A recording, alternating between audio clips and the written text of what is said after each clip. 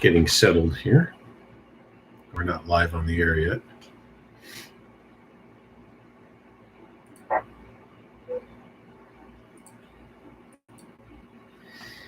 Let's get our links.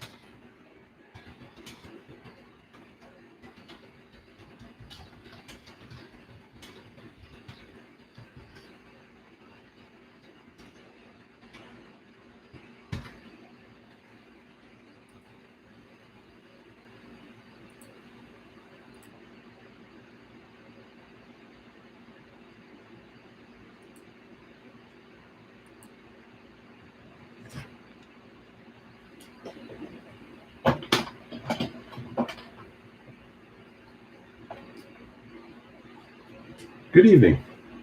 This is. Let's try that again. Good evening. This is W2NDG Whiskey in Highland. And just making sure everything is in order here. Let me drop.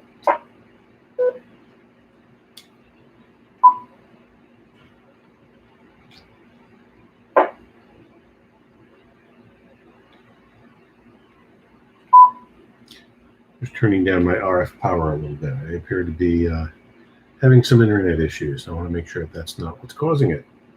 Okay. Welcome all. This is the 8 o'clock OMARC Sunday Night Science and Technology Net. We meet here every Sunday night at 8 p.m. to discuss all things science and technology, not necessarily related to ham radio, but sometimes they are. First, let's double check to see if there is any emergency traffic. Is there anyone out there who needs to use the repeater in an emergency? Please come now.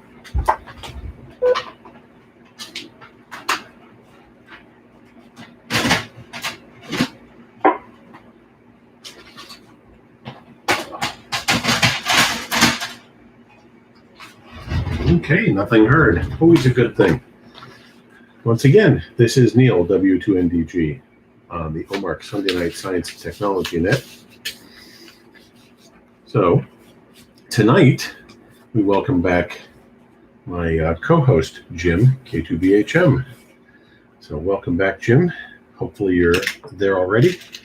And what we're going to do tonight, even before I start talking about what we're actually going to be discussing over the next several sessions, I want to take some check-ins because part of what we're going to talk about might require me to throw out some questions for comments, depending on how this goes. And we should probably have some people check in before they throw out their comments. So we'll start with some check-ins, early check-ins. And first, let's see if Jim is there. K2BHM. K2BHM, are you here tonight? I'm here, Neil. Good evening, everybody. K2BHM Jim is back in style again.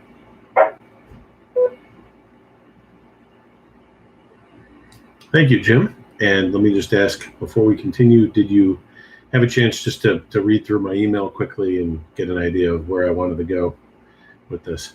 Yeah, I just caught it looks good. Looks like it'll set up some future topics as well.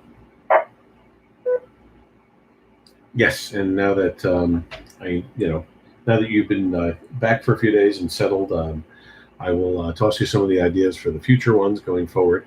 So, all right, thank you, Jim. Let's take other check-ins now. So anybody who would like to participate in tonight's net, please come now. You can check in with your call sign, your first name, and your location. Please come now. This is KV2VH, Jim McKinsey.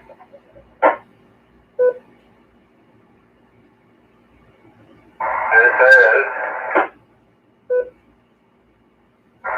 KV2 RFI, Bob.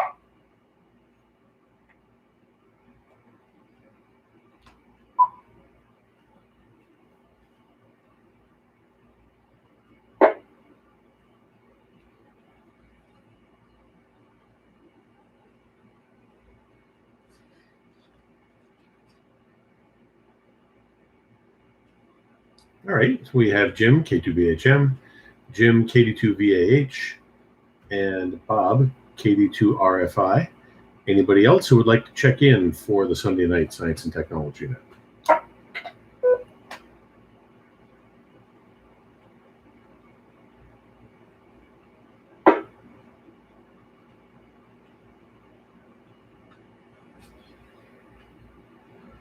All right, that's enough to get started. I was mentioning in my email to Jim discussing how I wanted to work a lot of this out, that I think this time of year, especially on a weekend like this, anybody who was outside doing anything today is probably exhausted. I know I am. We went to the OMARC Ham Fest on Long Island today, held at the former location of Briarcliff College. I say former because the college is gone, but the site is still there, and the outdoor Ham Fest, which has always traditionally been in the summer for them, is held out in the parking lot. So a parking lot in 93 to 95 degree weather today was not an ideal place to hang out, but it was interesting for sure. So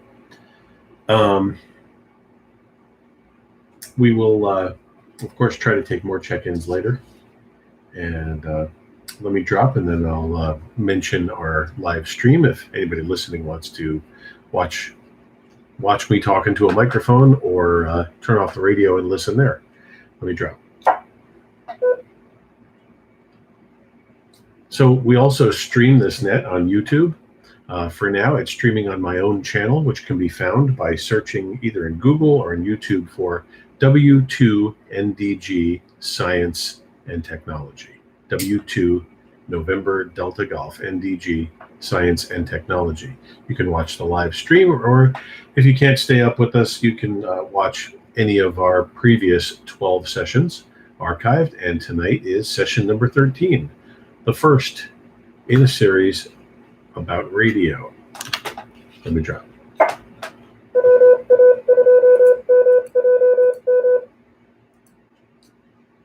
And once again, this is W2NDG with the Sunday night OMARC Science and Technology Net.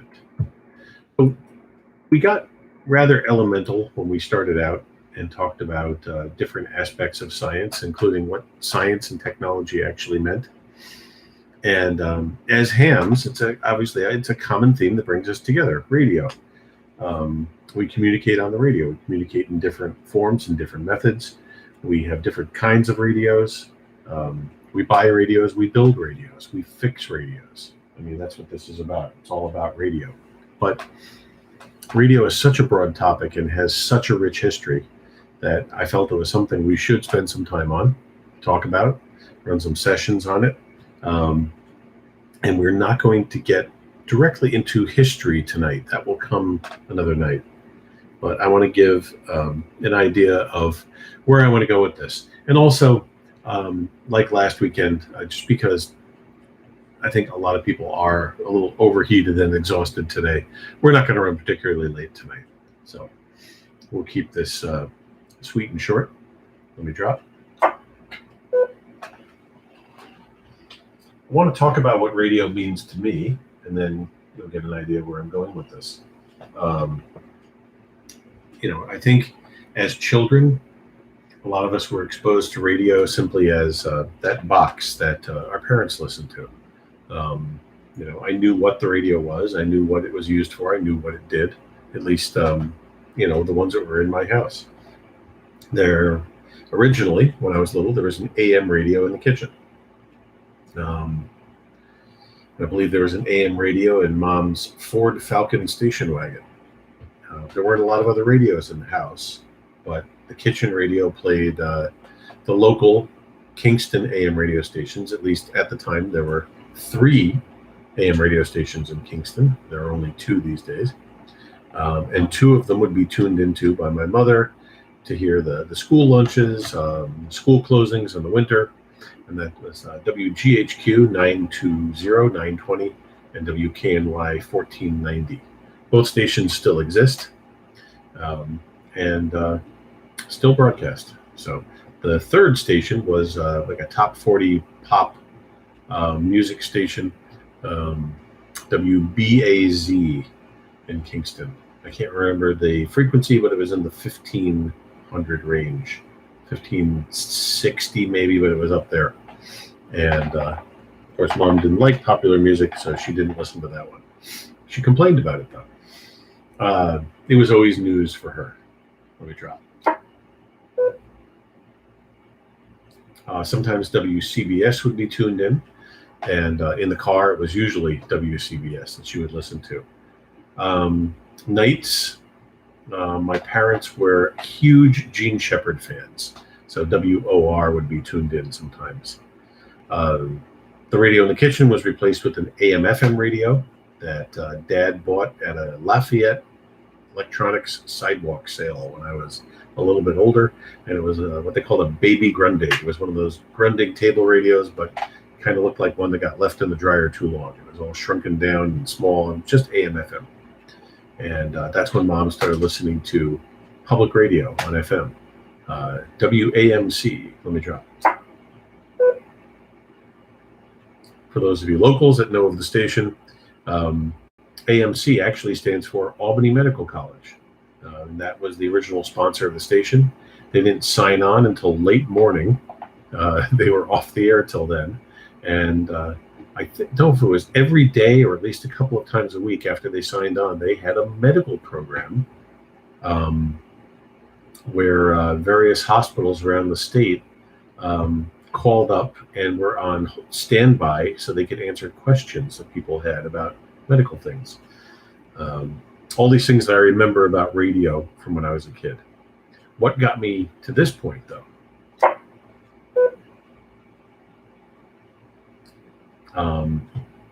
My oldest brother started playing with a couple of radios that I don't know if he had bought them or someone had given them to him, bought them in a garage sale, whatever it was, started listening to how many AM radio stations he could get, especially at night. And I learned that, the stations from far away came in at night.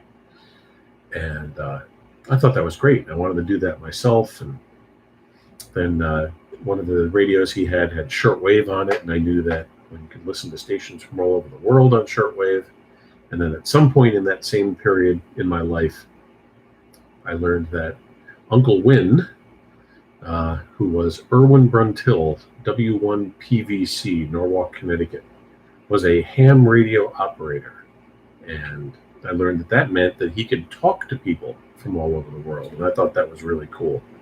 So that was my introduction to radio and what it was used for.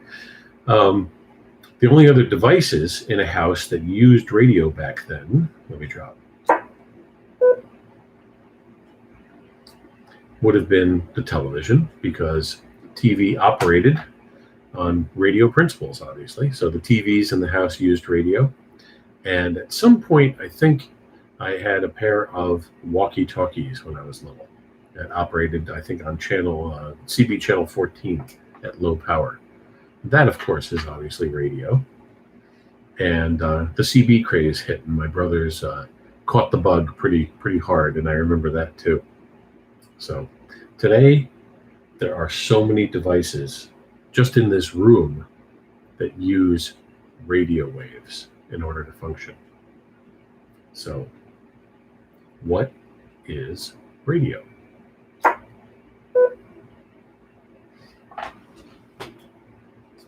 So there's many ways we can go with this, and like I said, we're not going to get heavily into theory tonight, and not into history, but there was a point in history where the existence of radio waves or electromagnetic waves was theorized and discussed.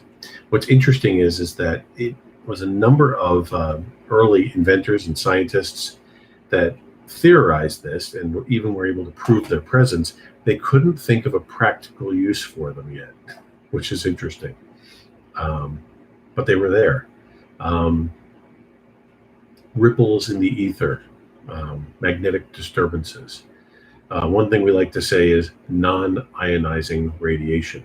You'll hear the word radiation sometimes used in conjunction with radio waves, especially when people are wondering if radio waves are safe. Radio waves are what we call non-ionizing radiation. They're not a dangerous form of radiation, and in most cases, most of the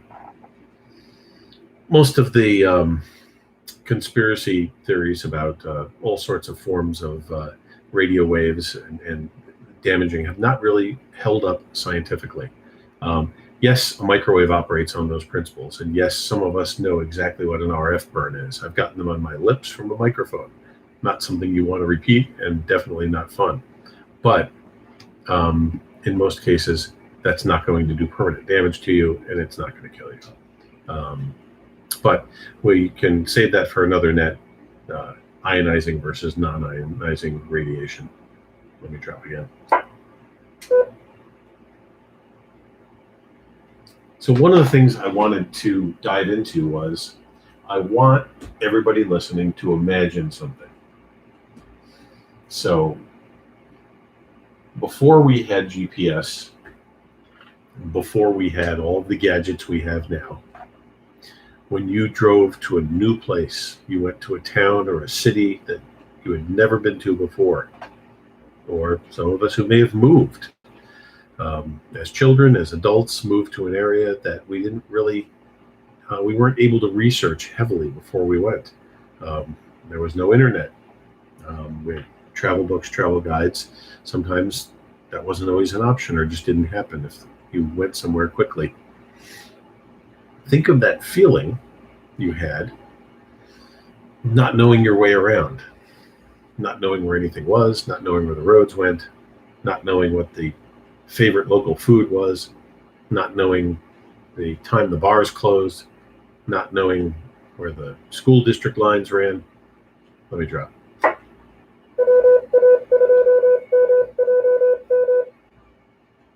This is W2NDG on the OMARC Sunday Night Science and Technology Network.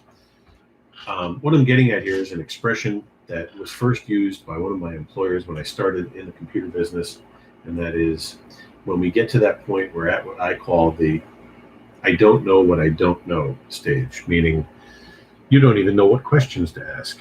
So think about the early days of radio when they didn't know how low a frequency you would be able to use. They didn't know how high a frequency you would be able to use. They didn't know what kind of power we would be able to broadcast with. We didn't know much about modulation. Early, radio modulation was amplitude modulation. At least anything that carried something other than just Morse code. But what I'm talking about is voice communications, obviously. We're just AM in the beginning. They didn't know. They didn't know where it was going. They didn't know where it was going to end up. They didn't know what they could use it for.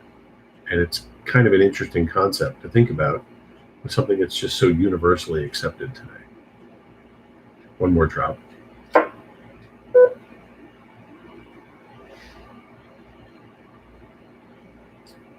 Radio didn't always exist the way we know it today.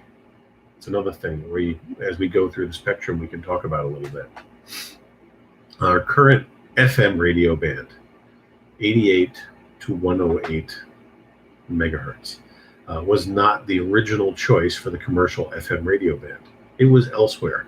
It existed in what we now call the VHF low band, municipal and public service band. And maybe another net way down the road, we can talk about Mr. Armstrong and FM radio and why that band was abandoned and why we use the one we use now.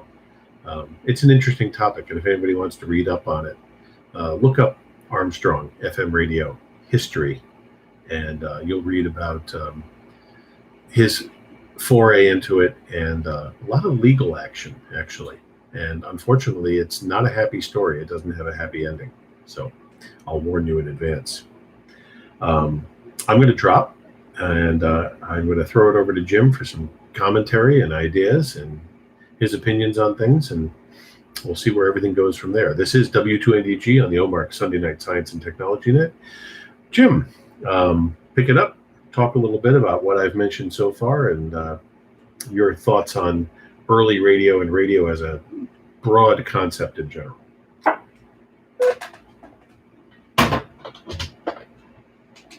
Neil. K2BHM here. Well, yeah, likewise. We sat glued to the AM radio in the morning in the kitchen with the snow flying and praying that they were going to say the school was closed. But I was around radio my whole life, radio imagery. My dad went to the Air Force in World War II and signed up to be a radio man. He was interested in radio. He was a machinist, but he thought radio was cool. And they didn't have any openings for radio, so he got into other things, but still kept an interest in it. And then when he got out, he got into AM radio, got his general class license, and then first class commercial license, radio telephone commercial license. So I was around radio ever since I was old enough to talk into a mic. So Dad was always talking around the world and sold vacuum tube equipment, stuff like that. And it's always been a point of my life. He dropped a second.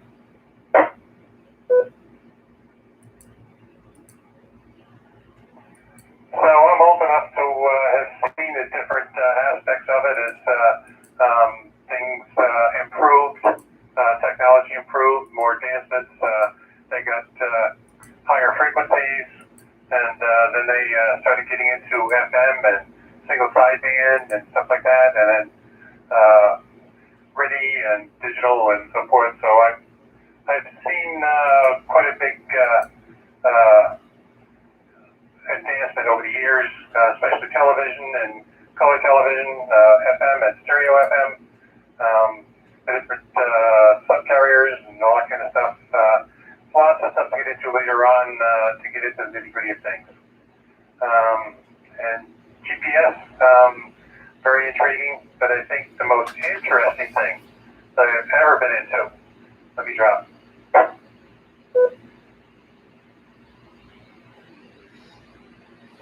I'm going to call it the inverse television set. It's a $2 million device that you put a person into, and they hit them with a transmit signal and listen to the received echoes that come off of the body from the excited hydrogen atoms. And from that, they make a picture of the different parts of the body. Yes, that is all done with radio waves. And quite an extension of the latest technology. So that's probably the most impressive one. And I can say that because I went to school at Siemens Forms. So they taught me all the nitty-gritty of what's inside and how it works. And it is absolutely amazing what those things do. So, back to you, Neil, today. Cover it up. K2BHM. Oh, it's perfect, Jim. Thank you.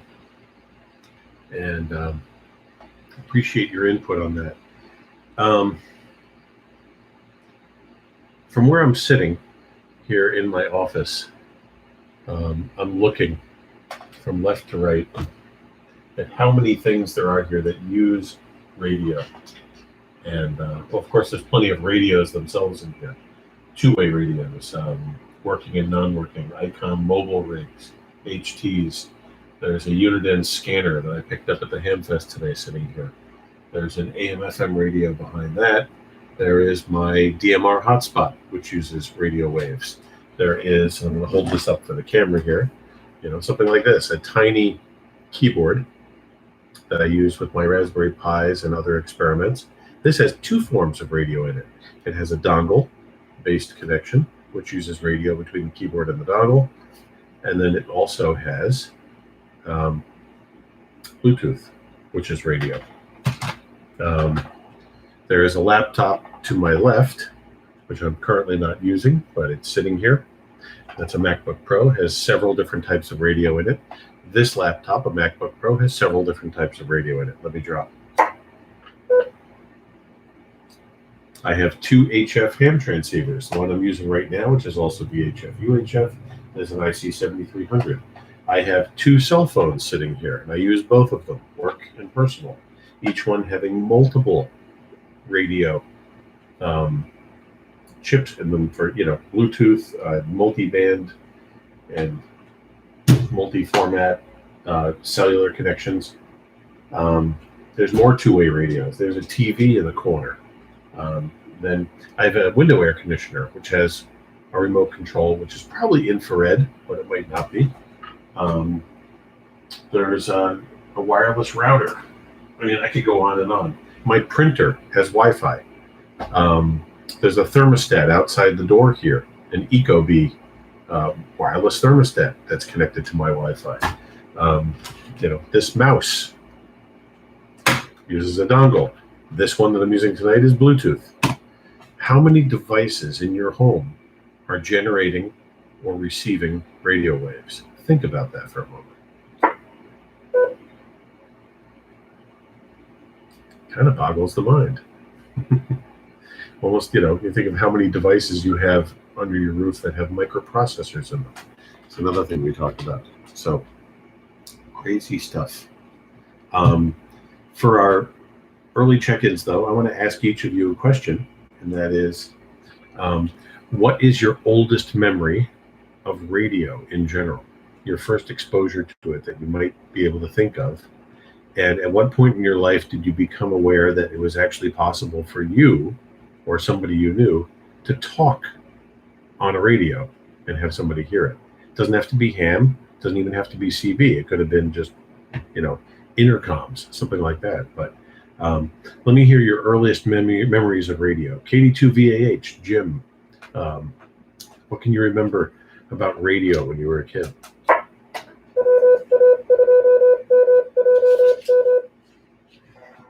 That it was something that was best listened to underneath your pillow on the way to bed at night, because somebody would scream about it if they heard it too loud. Beyond that, until I got to an age where CB kicked in the 70s, and CBs were, don't get me wrong, they were the cell phone. They took the place of the cell phones that we use today. And they were always on, no matter what car, in the house, wherever you were, you had a CB going. And it was the phone. Only people that could get a hold of you were the ones who knew it, and knew how and what channel and blah, blah, blah. It's probably the biggest memories I got before things got bigger here. Oh, the pillow speakers. I know you could put the radio under your pillow as well. I had pillow speakers. Partly, yeah, just because, you wanted to listen to the radio as you fell asleep. Didn't want to disturb people, or sometimes because I was supposed to be asleep and would rather listen to the radio. There were certainly interesting things to listen to, especially once our family friend Charlotte Zernow Gregori turned me on to shortwave radio. She was a Woodstock artist and had traveled the globe, and she gave me my first shortwave radio. Fascinating woman. But the pillow speakers, I had the plain one from Radio Shack that you just plugged in, and I had the one with the volume control on it, the fancy one. Let me drop. For those of you who like to collect antiques, there is a radio that's sometimes worth finding. Zenith made an AM transistor radio, and in the days when Zenith was actually engineering their own radios and actually manufacturing them early on before they farmed them out overseas, their AM radios were very, very good and very high quality, and they received very well. And I'm pretty sure it's Zenith that made, it was a radio that was built into a plastic case that opened up like a book. And it was a little bit bigger than your, standard shirt pocket transistor radio, but it closed up and snapped closed, and was basically its own pillow speaker. So once you closed it up and set the volume and set the station, you could put the whole thing under your pillow, and it was locked from being tuned, so you couldn't knock the station out while you were sleeping. Unfortunately, they hadn't yet invented the sleep timer. So I think people probably went through a lot of batteries doing this, but I remember as a little kid, a woman who used to come and stay with us when my parents would go away every now and then had one of those things and would fall asleep listening to it. Some miraculous reason it was off in the morning. I don't know if she got up and turned it off or what, but I remember hearing it. Let me try. CB. Yeah. CB back then, the way we used it, whenever my brothers were, teenagers, and the way they used it was the closest thing today would be, the kids and how they use texting or Snapchat or even TikTok, a lot of these medium that are used to communicate. This is where it started, and the first text chat online systems, and I'm talking about a company called Quantum Link. There's a name. Quantum Link was actually the forerunner of America Online, and it ran on Commodore 64s and 128s, and they had an area of their online environment called virtual CB radio, and it was chatting, and that's what it was. You had channels, which were actually chat rooms, and before they even coined the name chat rooms, and that was the first time I ever saw anything like that. Bulletin boards had functions where you could chat with the sysop or somebody on another node, but it wasn't like this. This was where, like 30 random people would end up in a chat room, a concept that we don't think twice about today, but it was certainly new then. And yes, CB was the dawn of that. So cool stuff, Jim. Bob, if I haven't put you to sleep yet, what's your earliest memory of radio and how it was used in your family, and both radio in general and your memory of talking on the radio when you knew that was possible?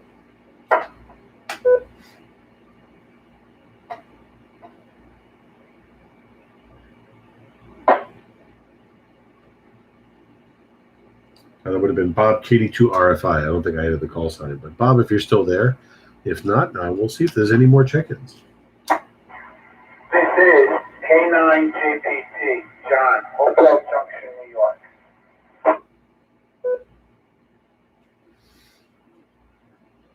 K2LD is here. I could be the alternate Bob if you want.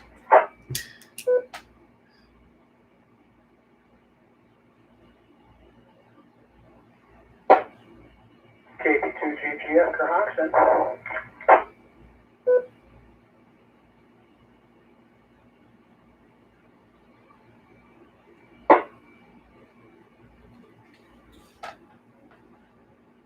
All right, we have a few more check-ins. Let's just see, once again, KD2RFI, if Bob is still there. He may have gotten sidetracked, or like I said, maybe I put him to sleep. It happens.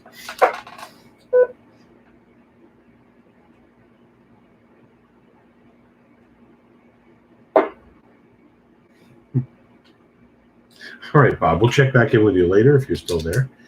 Possibly you got a phone call as well. So we have John, K9JPT, Bob, K2LD, and Matt, KB2GGF. Anybody else who would like to check in to the Science and Technology Net tonight?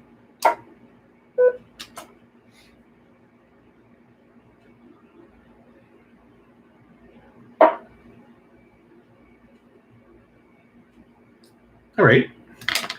For our three newcomers, basically we've been talking about just radio as a concept, radio as history, and radio as history in your own lives. And the question that I put out was, what's your earliest memory from your childhood of radio in general and of two-way radio, of learning that you could actually talk on a radio? So John, K9JPT, what would that be for you? Well, thanks, Neil. This is John, K9JPT. A lot of you already know that my dad was a New York State police officer, and he served at Troop K in Poughkeepsie. But he was also in the BCI, which is the Bureau of Criminal Investigation, and actually even led the Special Services Unit. And as a kid, even before I was 5 years old, I was truly fascinated with this radio that he had in the car that he could use to talk to people, and voices would come out the speaker. So whenever I had a chance as a 5-year-old, I would be in the car, for example, in the wintertime when he's warming it up, and I would be talking to people. And I don't know how my dad solved the problem, but I know that I was talking quite a bit. And if you ever visit my home, you'll realize that there's actually two different garage doors. And the reason for that is that I like to get into his police car. And one day, before I was even 6 years old, I put the car into gear and it crashed through the garage door. And then the sirens came on and everything else. So that was a lot of fun. But yeah, I remember Pop on the two-way radio in his police car talking back and forth with other police officers. So for me, that was very fascinating. This is K9JPT, back to that. John, that's a great story. And wow. No, I didn't know that your father was state and state BCI. My exposure to that aspect of radio was probably my brother. In those early radios that he had, I believe he had a Ward's Airline multi-band radio, and that was probably one of the first radios in the house that picked up shortwave. But it had, police band, and he would tune around, and we would hear sometimes the police calls and things going on. Not a lot happened back in those days, but I will mention to you, John, that I, at a young age, I think I was 12, got to be interviewed by the state BCI in Hurley when my mother and I were witnesses to a bank robbery when I was 12 years old. And yes, I was in a bank when it was robbed when I was 12. And that was quite the experience. So, and once again, John, great story. Wow. Yeah, I don't think I ever put mom or dad's car in gear, but I think I popped it out of park once by accident, and the car was rolling towards Route 375 in West Hurley. My brother Paul realized what was going on, managed to slow the car down enough that it didn't go all the way out into the road, and stopped at the lower curb in the parking lot. But that memory is a little fuzzy for me. Thanks. K2LD, Bob, what's your earliest memories of radio, both broadcast and two-way?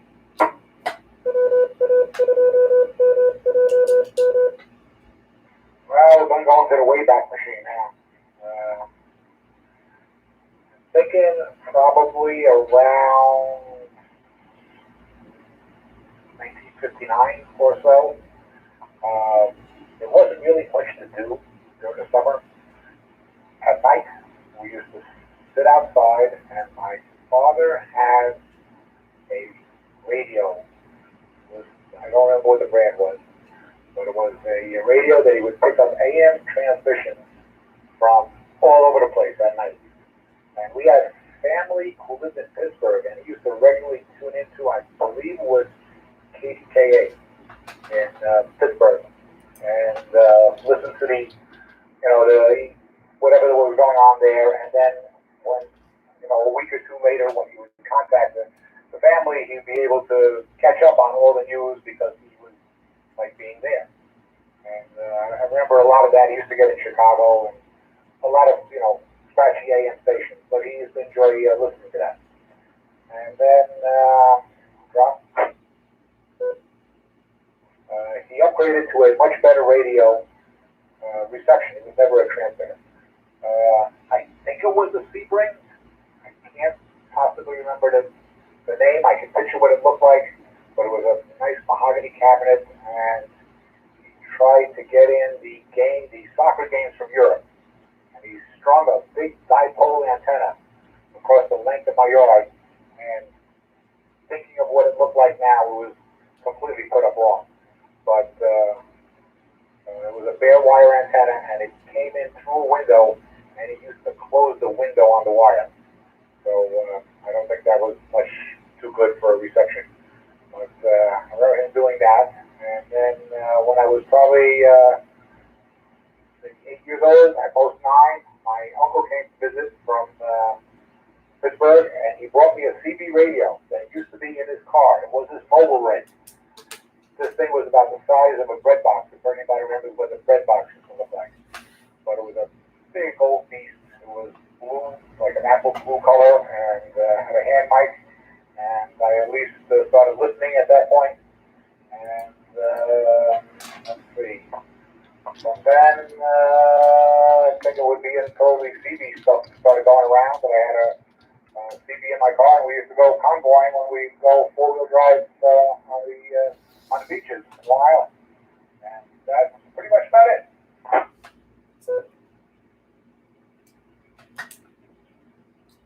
W2NDG on the OMARC Sunday Night Science and Technology Net. Good stuff, Bob. In my early memories of the shortwave radio, and those of us who were shortwave listeners, we miss all those stations that we listened to. And I remember hearing Radio Moscow, Radio Canada, Radio Netherlands, all of the different ones, and just being absolutely fascinated that you could hear these things. We didn't have everything we have today, of course. Of course, it was uphill both ways to school in the snow, whatever. But radio was it was fun, and I remember one of my brother's favorite activities, and I think I got to be able to go along with the two of them a couple of times, was to drive up to the top of Ohio Mountain in Woodstock, or up to the Meads Mountain parking lot at the base of Overlook, and operate CB from those locations, and see how far away they could talk to people. Certainly a lot of fun, and I kind of wish that broadcast shortwave was what it used to be. I mean, obviously technology has killed a lot of it, and it's not going to come back. If anything, more of it is dying, unfortunately. But it certainly was a lot of fun. Good. We have Matt, KB2GGF. Matt, what are your earliest memories of radio, both broadcast and two-way? Good evening, Neil. Good evening, everyone. First two-way radio memory is in 1965, when I was 5 years old. For Christmas, I got a set of walkie-talkies, which I believe made about a third of a watt.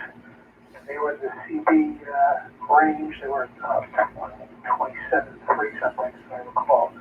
But I remember using those with my friends, playing outside. It's like magic. You could talk to the guy down the block, and that was really cool.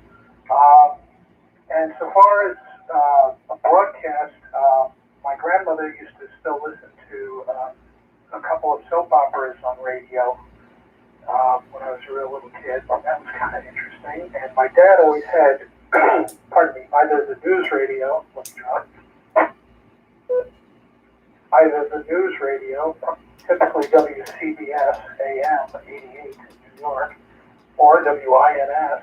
All those. Oh.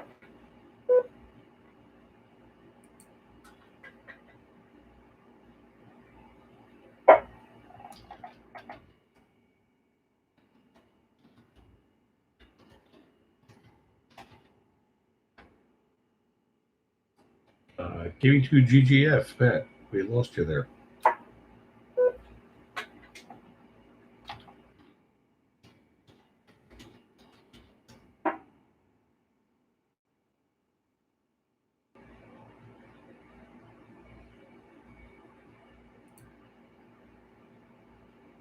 Do the same.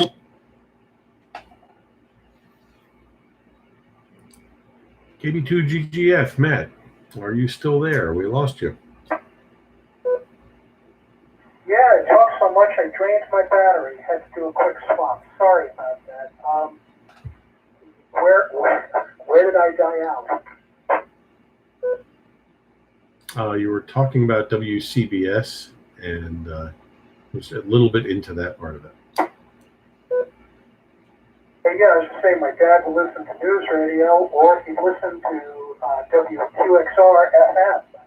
And so it was a lot of news and a lot of opera. And my grandmother, when I was a real little kid, used to listen to a couple of soap operas. So I was always aware of radio. And I got into shortwave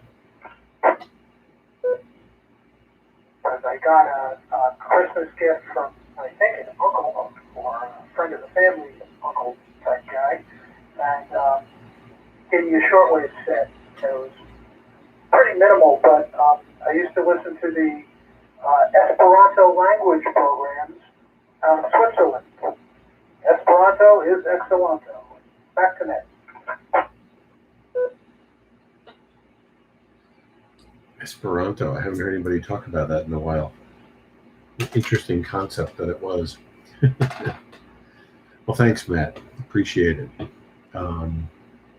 I found, by the way, if any of you who listened or grew up listening to WCBS News from New York City, there are a number of YouTube recordings of the old top of the hour announcements and the top of the hour chime, which they used to always say, was it the third or fourth and loudest tone marks the exact time. And the news sounder at the beginning of the newscasts, it'll bring back memories, but there's definitely a lot of interesting audio clips about that online. Jim, K2BHM, would you like to comment on any of the other comments and histories that anybody has given so far?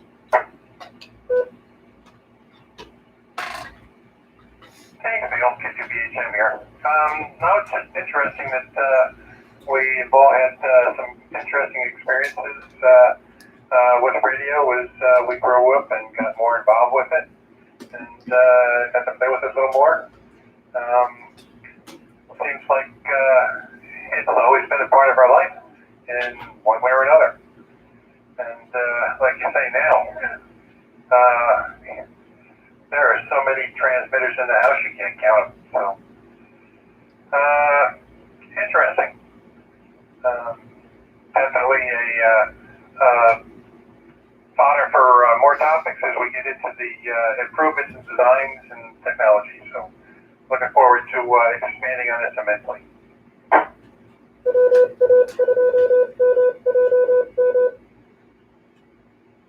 W2NDG on the OMARC Sunday Night Science and Technology Net.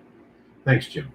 I'm going to, instead of going to everybody, I'm going to throw a question out, and if you want to answer it, give me your call sign and your name, and what is the strangest thing you've ever heard on the radio? And it can be something that was intentional or unintentional, or maybe not even a actual broadcast, but a sound. But what is the strangest thing any of you have ever heard on the radio? If you have a good story for that, please come now.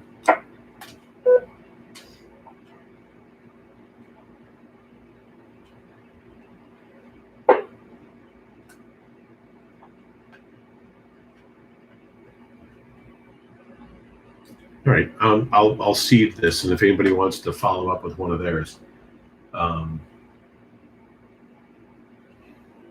when I was a kid and I would have to explain to people what shortwave radio was, I would tell them that there were three basic aspects of shortwave radio: broadcast, utility, and amateur. Then we know what broadcast radio is, and we know what amateur radio is, because that's what we're involved in. What's utility? Utility is everything else. Point-to-point communications, military communications, weather broadcasts. And a lot, once again, just like with broadcast shortwave, a lot of it has faded away. But there still is some out there. You can still get weather facts off of shortwave and get weather charts that way. But there was a time when, UPI used to send press photos over shortwave radio. But utility was basically anything that wasn't amateur radio, wasn't broadcast. And some of it was odd, very, very odd. And the strangest thing I ever remember hearing on the air used to happen regularly at multiple points on the dial.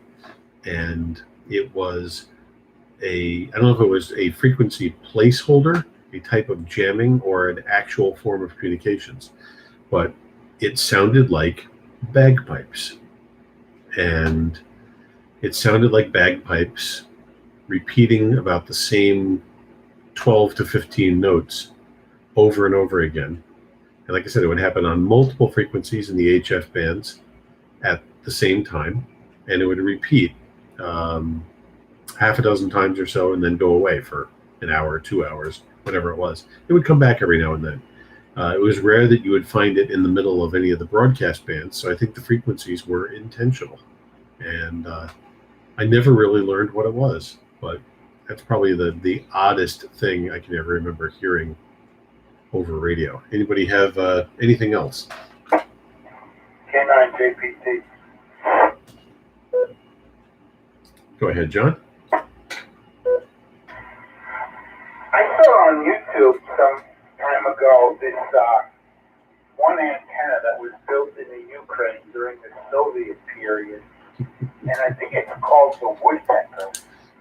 But they say that when the Soviets turned that doggone thing on, it would block people from talking, and it made a really, really strange noise. Maybe somebody out there knows what I'm talking about, but I thought it was called the woodpecker. And it's amazing when you see these YouTube videos of this thing, because it's not maintained anymore, but the doggone antenna must be, I don't know, 50, 60 stories high. I mean, it's really, really big and really, really long. Back to that, K9 GPT. John, thanks for that. I was really hoping somebody would bring that up because I didn't want to do both of them, but those are the two odd noises I remember from being a kid. The Russian woodpecker, back when it was on the air, it sounded, like someone knocking, It was basically a, knock, knock, knock, knock, knock, knock, knock, knock, knock, knock, knock, and it would move in frequency across the band. So, you would be listening to shortwave stations or trying to operate as a ham, let's say on 40 meters, and it would start at one end of the band and go up. And some nights it was so strong that it would really affect communications. Back then, it was completely denied that it existed, which was the culture at the time behind the Iron Curtain. Nobody would admit that it existed. Nobody would admit what it was used for, but there was speculation. Let me drop. So the speculation, which was true, because when so many things became declassified later on, it was over-the-horizon radar.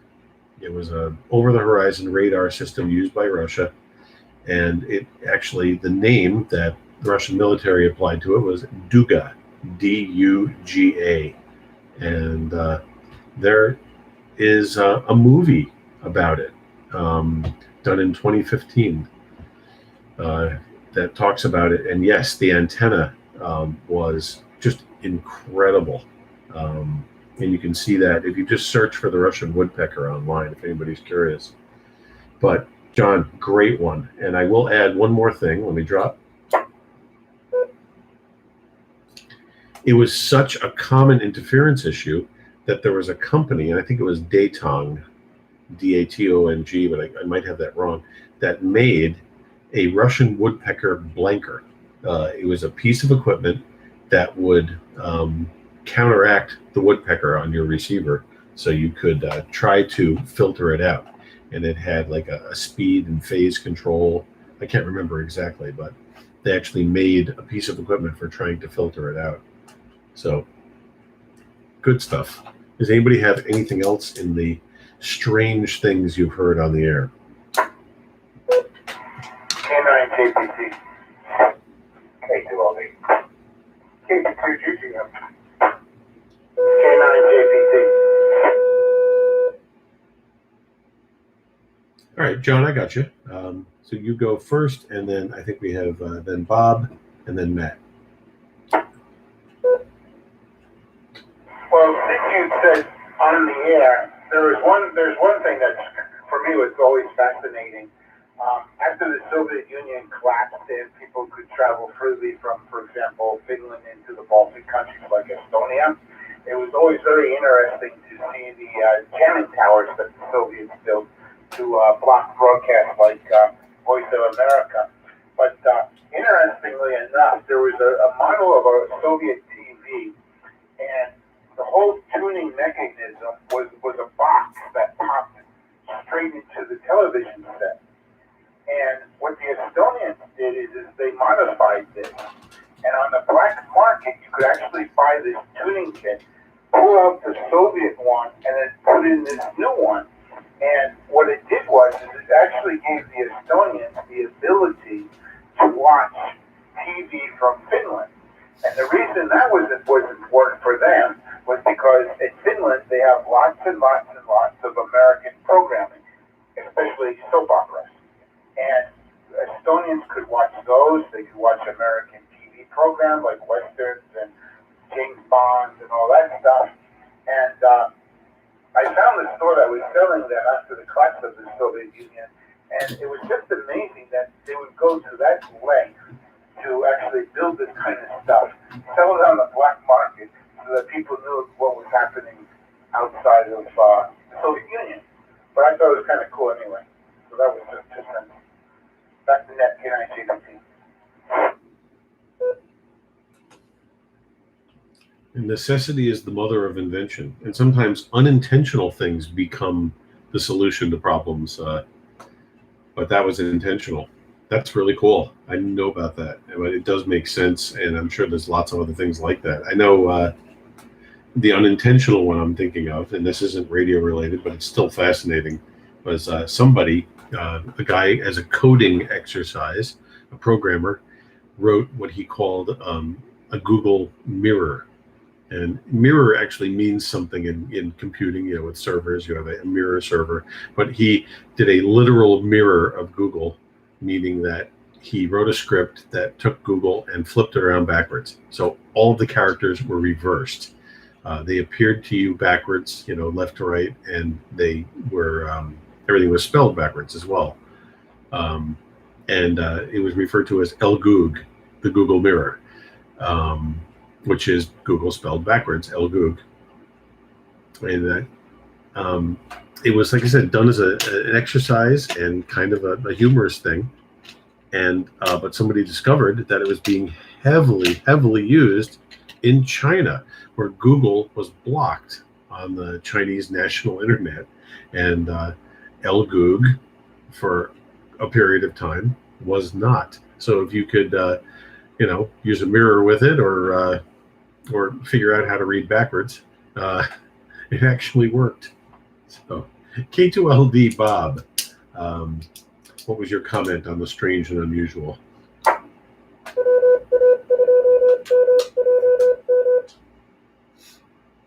always seems the repeater has the ID when I gotta say something. I don't know. I heard about that woodpecker thing. I think it was on History Channel. That was quite a structure. But the strangest thing that I've heard or actually seen is when I moved up here from the city back in 90. Within a year, I had put up a 12-foot C-band TV antenna, and the person who brings it up for me got me all set up with a nice receiver on it, and at the time, there was pretty much nothing that was encrypted, and watching some of the live feeds was some of the strangest things I would ever believe, because a lot of it is all the fake stuff before the editing room would cut it out and package it and put it out on broadcast TV. I mean, everything from New Year's Eve, people in overcoats with earmuffs and hats on, pacing back and forth on top of the building, and then you hear, okay, you're on in 5, 4, and the overcoat would come off, the hat would come off, and they stand there in a suit saying, well, live from Times Square. I mean, just stupid things like that to when the government overreach took over Waco and you saw the actual burning people coming out of the building and stuff. I mean, a lot of live feeds, and it was real interesting stuff. And that's what I meant. Oh, that's neat. I'll add that it's still somewhat in use if you are near New York City ever, and you have a scanner or general coverage UHF radio, which a lot of our HTs do cover the correct range, right above our 440 band, around 450 megahertz. In that 450 to 451 range, if you tune around, you will find transmitter links for radio and TV stations in New York, and live links for some of the live reporting. And yeah, you do hear some pretty funny things sometimes. I have. There was a guy who was about to go live on a report, and I believe a car hit a puddle and soaked him. And boy, he was cursing up a storm. They had to cut and not do the report. But I did hear that one time. That was a good one. There are a number of things like that. Those feeds that are a little bit different. And the other thing you can do is if you have a TV with an expansive cable ready tuner, if you tune around on some of the channels without a cable box hooked up, you'll find some of the feeds for how they control local advertising. If you've ever wondered how they do that sometimes on some of the cable systems where they insert local ads into national channels. Some of those feeds are on some of the alternate channels you can tune around to and find. But yeah, there's a lot of unintentional broadcasting sometimes. And there's definitely been some good blooper reels made from people who tend to monitor that stuff. All right, Matt, KB2GGF, you were the third one to pop up with a comment on the strange and unusual. Yes, just before I get to that, I wanted to mention what you heard as bagpipes. I've heard that as well, and from what I've been able to gather, it is some sort of tone burst telemetric control, if that makes any sense. And strangest thing that I've heard on radio is actually something that I've seen, and recently I have one radio that has a small pan adapter feature on it, and on 20 meters, and I've seen it a couple of times, I'll see traces on the pan adapter, or waveforms on the pan adapter, wave shapes on the pan adapter that look exactly like Pac-Man, and they travel in the opposite direction you're spinning the tuning dial. So if you're going up in frequency, they scoot across the screen and go down in frequency, apparently, toward that side. Some sort of spurious thing, harmonic, or some sweeping communication system, or I don't know what, but very interesting looking. Back to that. Comment. 2FZ6. We'll go ahead, Bob, with the comment, and then we have another check-in into FCC. Yeah, that little dot array that you see on a section post on HF band, I believe is the mapping of a weather satellite. that flashes every 3 to 4 minutes, not in every part of the world, and we're just being pictured at that point, I believe. That's what I heard someone describe it as on one of the HF nets. Yeah, there's an acronym for it, but yes, I agree. That's what I've heard. A sweeper. I was going to say, Matt, is it chasing and trying to eat the dits and das from the Morse code signals? And does it race back if it eats a certain color Morse code dot? Oh, but there is a key involved. Yeah, I know it's not Pac-Man, but it sure looks like it. I mean, very, very smooth wave shape.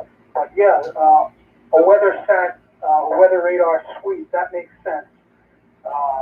Thank you. No problem. So, back to that. Oh, that's great. And yes, thank you, Bob, for that input. And I didn't. I'll add to John's comment on jamming. That is another thing. The old Soviet Union did a lot of it. Jamming is still a thing because there are still a number of clandestine broadcasters. It's usually what they're referred to as. That will. Some of them are funded by our own government, but they'll broadcast into a country that we consider to be oppressed and broadcast propaganda. Freedom, the voice of freedom. There's a number of them. And then sometimes it's a sub-organization, a revolutionary organization, a government, anti-government group in certain countries, but there's still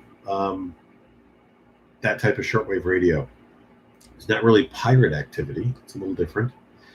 But frequently, the country that is the target of this type of radio broadcast will attempt to jam the signals. So jamming does still exist, and you'll hear it when you tune around on the bands. So into FCC, Tom, we were talking about what's the strangest and most unusual thing that you may have heard on the radio, whether it was intentional or unintentional.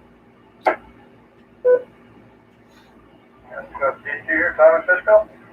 Well, I think I guess got 3 comments. In the early days of cordless phones, at one point they were just really early, just about the AM broadcast band, and then so few channels. They could turn around and hear like everybody's conversation in a rather large area. I can't remember anything really strange, but it's strange.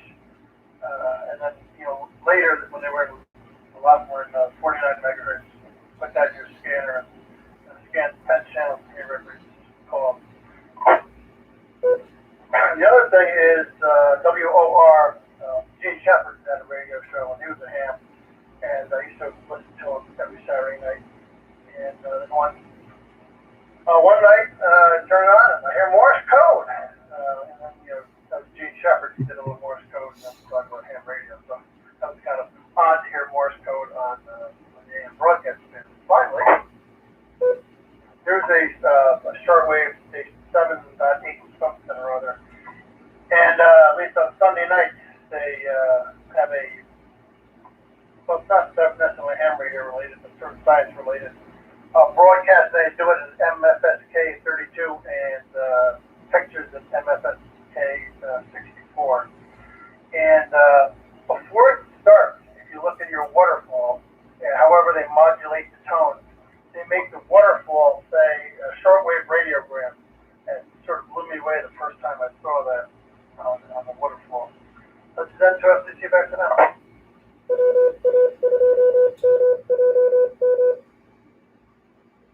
Oh, that's great, Tom. And if you could send me any information on that, tell me, email me the name of that broadcast and the frequency it's on. I'm really curious about that. I do have another comment on it, but you can hit me up at the easiest email is just neil@neilgoldstein.com. So but if you know all that, that's great. Let me just throw it back to you real quick. Yeah, no problem. they sort of advertise it on the Sunday morning. I guess they're emergency sets that are on the 80 meters. That they're digital, and there's a bunch of different frequencies. That one that I do on Sunday nights, I don't forget the frequency, 7.8 something or other. It's out of Florida, but there's some a bunch, well, several others in the country, different frequencies, different times, of course, depending on expected propagation. But I will email that to you. Wonderful, thank you. And I'll add that two things I've seen which using a similar technology. One is some of the PSK31 software will actually throw a little visual, either call sign or something else like that, into the waterfall display. If you're watching sometimes with PSK31, you'll see a little scrolling of visual information in the waterfall. The other thing is, I had read a number of years ago that they were looking for a simple text-based digital mode for Chinese and other Asian characters, because some of these alphabets are so incredibly complex that it is difficult to reproduce them digitally sometimes.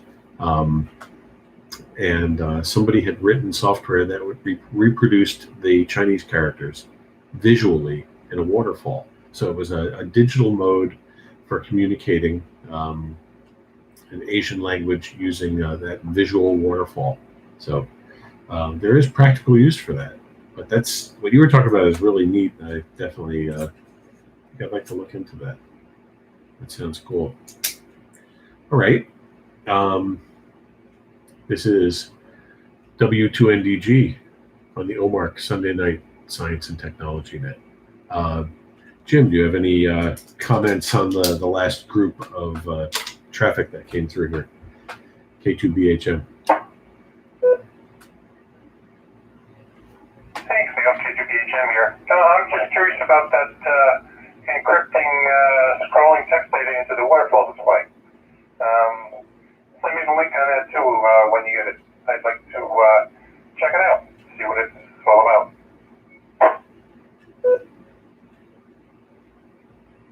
All right, and there is a mode that is basically visual text. It's an old mode, and is somewhat related to radio facsimile, and that is Hellschreiber, sometimes just called Hell, Hell, or Feld, Feld, Hell, Feld Hell, and there are actually contests that come up still quite a bit for people who operate on it.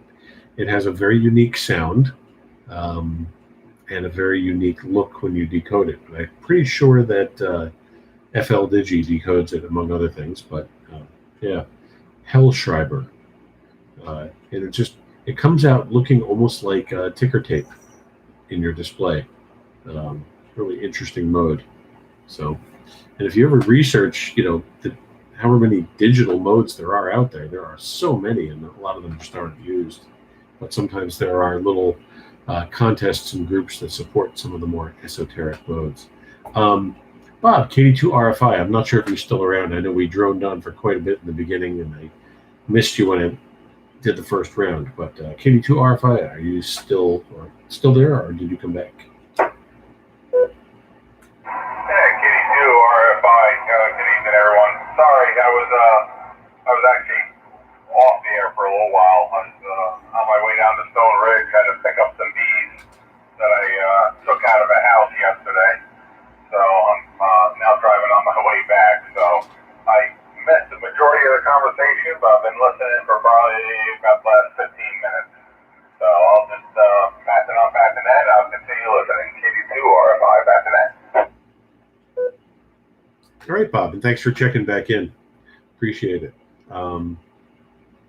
Yeah, definitely some good stories. God, I have my own baby monitor and cordless phone stories. Most of them are not safe for 2-meter repeater. People sometimes unintentionally listened to cell phone calls in the early cell phone days because the original analog cell band was in the former top end of the UHF TV band. If you had an old UHF TV, one of those click tune UHF tuners that went all the way up to channel 83 on those upper channels, the 60s, 70s, and low 80s, you could listen to cell phone conversations. Definitely not something they ever intended. And of course, they didn't tell people that their conversations weren't private. And to try to make them private, they passed a law saying that no radios or scanners could be purchased or sold unless you had a special license that received cell phone signals. And to this day, because the law still exists, even though that band is unused, when you buy scanners today, that portion of radio spectrum is not there when you buy a scanner. It has been deleted.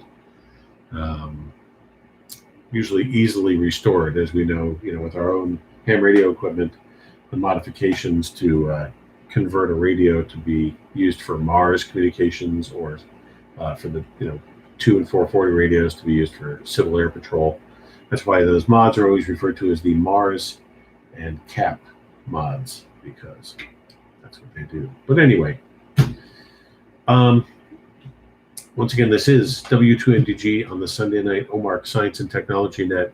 We're going to take any late check-ins real quick, and I'm going to give a quick rundown of where we're going to go from here, and I think we'll wind things up tonight. Like I said, I think we all had a rather hot weekend, and I know I'm kind of tired, so I think we may close things up. Is there anybody who would like to check in?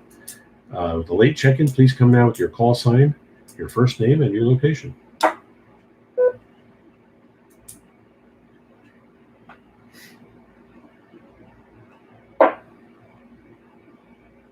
Comment K9JPT. Okay, John. Yeah, I was going to ask for comments next. So John has a comment. He can go first. Does anybody else have any closing comments or anything else they would like to bring up?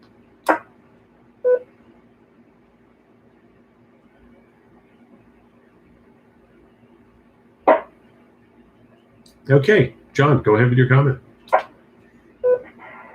of the interesting things that I would like to hear on the radio is submarine broadcasts, particularly from military submarines. And my understanding is that when a submarine broadcasts traffic, they have to actually send a buoy to the surface that's carrying the antenna, and then they're able to transmit. And I was interested if anybody on the net has any experience with actually intercepting submarine traffic. And it's a question that can, go after the net if need be, but I was just curious. Back to that K9JPT. Oh, that's fine, John. And actually, it does fit in with what I was going to say. One of the things we're going to get into next. Not tonight, though. But we can definitely talk about that part of it now. So a lot of military communications has disappeared from the HF bands. And submarines are different. And you're right, because of the water. But there is a type of communication that they were able to use when they were submerged without sending a buoy out.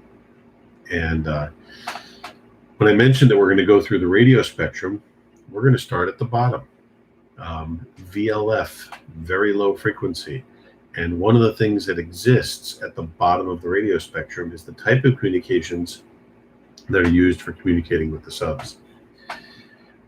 When you have a frequency that's so low, and of course the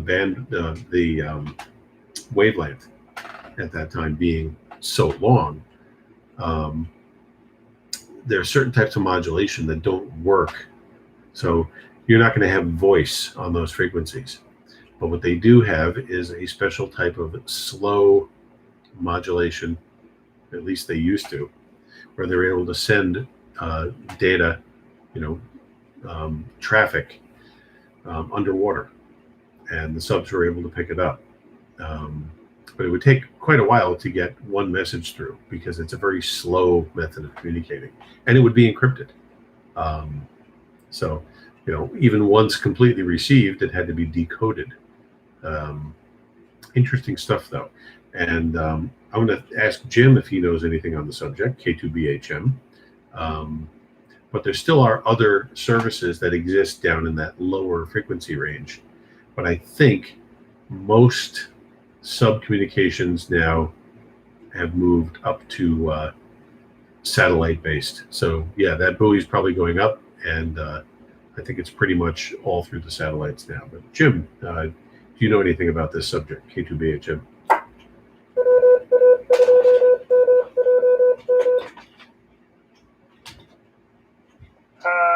K2BHM here. I think if I remember correctly, years ago, they used VLF like 150, 160 KC, but I'm not familiar with what format they use for modulation and data transmission. And then they also used ultrasonic sonar for communicating between the groups for shorter distances. So they had their technology. Comment.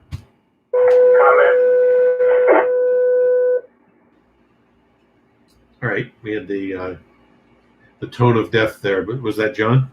Yeah, Roger, I just wanted to ask a quick question. Sure. Let me hit you in a second. Does anybody else know anything about submarine communications? Let me just ask real quick. KD2GGF, only thing I know is that they used to trail long wires out of airplanes that were ridiculously long to communicate on DLS. That's an aspect I forgot about, but yes, I've heard the same thing. Wonderful. And yeah, one of the problems of communicating down in that frequency range is, with these extremely long wavelengths come extremely long antennas. But like I said, there's still a lot of services that exist down there. All right, John, go ahead with your comment. Years ago, I worked in the Kenai, which is in Alaska, and I was on a tender, which is a ship that catches salmon. And I was talking with this one Russian guy. In Alaska, it seems like there's a lot of foreign students that go there to work at the processing plants for fish and stuff. But anyway, he was a engineer, and he was telling me that the Russians are developing these miniature robots that they dump on the bottom of the seabed, and the only thing they're instructed to do is to find gold, collect how minuscule pieces of gold you can find, but these little tiny robots, they collect from the sea bottom gold. And I was curious if this VLF frequency would be used in communicating from land to the robots that are on the bottom of the seabed. Over.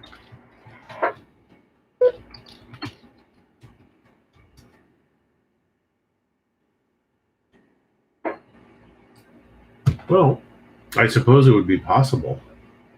I just did a quick Google search to see if I can find any information on it at all. But you definitely hit me with something that I know absolutely nothing about. Frequently, robots are completely autonomous that do things like that. So it might have some sort of homing beacon where it can be retrieved. That might be the extent of its radio presence, but it's definitely something I'd have to look into because this is the first I've heard. Interesting. There's definitely some results came up on Google, but I have to sort through them because some of them are for something else. A large walking robot, I guess, military thing. Looks kind of scary. But no, that's not what you're talking about. But yeah, I'm seeing some results that are in that same era of what you're saying. But it's possible. But one of the problems with operating at those frequencies is you also need quite a bit of power. So it probably wouldn't be practical for something like that, but they probably have some sort of homing device so that they can be found.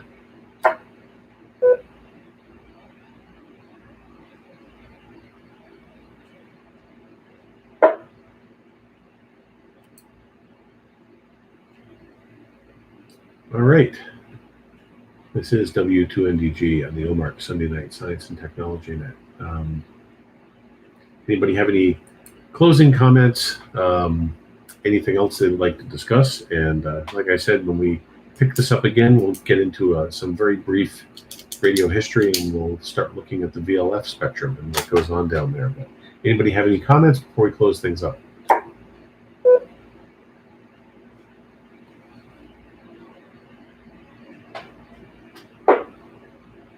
All right. Well, this has been another edition, number 13 for that matter, of the OMARC Sunday Night Science and Technology Net.